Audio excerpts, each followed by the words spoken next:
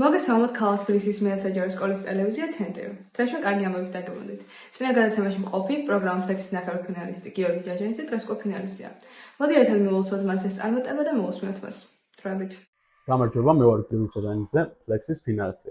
წინა ინტერვიუდან მიცნობთ როგორც ფლექსის ნახევარ ფინალისტს და ამჟამად ვარ ფინალისტი და მომდევნო წელს, მომდევნო სასწავლო წელს გავიმგზავრები ამერიკის შეერთებულ შტატებში და იქ გავატარებ 1 წლის სასკოლო პროგრამას. როცა ფინალში გადავედი, ჩემი პირველი რეაქცია ის იყო, რა თქმა უნდა, გამეხარდა და შემდეგ დავიწყე უკვე ნელ-ნელა მომზადება ამ ყველაფრისთვის, რომ მივდივარ სხვა ქვეყანაში უნდა ვისწავლო და გავატარო იქ ხანგრძლივი დრო, 1 წელი არ არის პატარა დრო ამ ყველაფრისთვის, ამიტომაც მიწევს ნელ-ნელა ამისთვის მომზადება.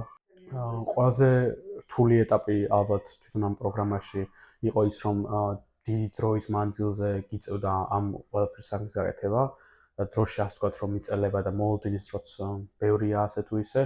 ასევე 3 ეტაპია, რომელიც არც თუ ისე მარტივი დასაძლებელია, მაგრამ თუ ადამიანი წარმოაჩენს თავის თავს მაქსიმალურად, ამ ყველა ეტაპის გავლა შესაძლებელია.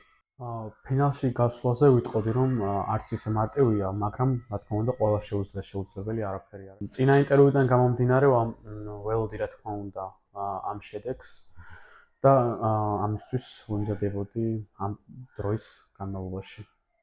ჩემი ყველაზე დიდი მხარდამჭერი პირველ რიგში იყვნენ ოჯახის წევრები, რა თქმა უნდა, შემდეგ მეგობრები, სკოლა და სკოლის დირექცია. რადგან დამეხმარნენ ისინი, რომ რაღაც ეტაპები გადამელახა.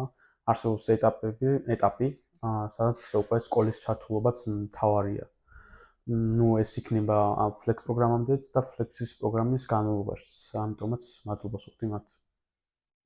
იმ ბავშვებს, რომელთაც მიიღეს ინფორმაცია თუნდაც ჩემი ბოლო ინტერვიუდან ფლექსის პროგრამის შესახებ და ახალს მიიღებენ რაღაც ინფორმაციას, ურჩევდი, რომ თავისი თავი მაქსიმალურად წარმოაჩინონ. ანუ არაფერი არ შეხვდებათ ისეთი, თქვათ, რაც აქამდე არ გიფიქრიათ, რაც არ გიფიქრიათ, რაც არ გამოგივლიათ.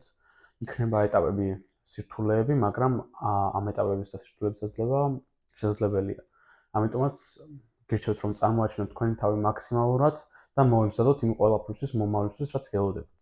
პირველ რიგში მადლობას ვუხდი მეათე საჯარო სკოლას, რომ ყოველთვის ყველა ეტაპზე გვერდით მედგნენ, განსაკუთრებით დირექციას და მასწავლებლებს და ასევე მადლობას ვუხდი სკოლის ტელევიზიას, TNTV-ს ამ შესაძლებლობისთვის, რომ გაგაცნოთ ინფორმაცია და მიიღოთ ჩემგან რაიმე ღირებული.